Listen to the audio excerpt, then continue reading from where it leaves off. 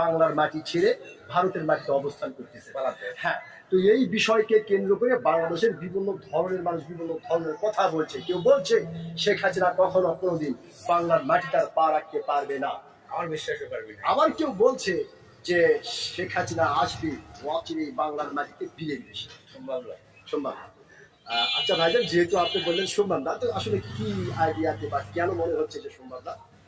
বিষয়টা হচ্ছে যে দেশের যে অবস্থা এখন, জি আগামী দিনে নির্বাচন হচ্ছে, জাতীয় নির্বাচন। জি ওনারা তো ওনার থেকে একদম বিরোধী।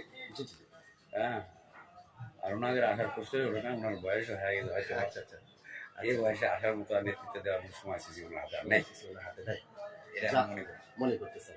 অসংখ্য ধন্যবাদ ভাইজান আপনাকে, অসংখ্য ধন্যবাদ। খুব গুরুত্বপূর্ণ একটি কথা বলেছেন আপনি এবং অত্যন্ত সাহসিকতার সহিত আপনি কথাটি বলেছেন।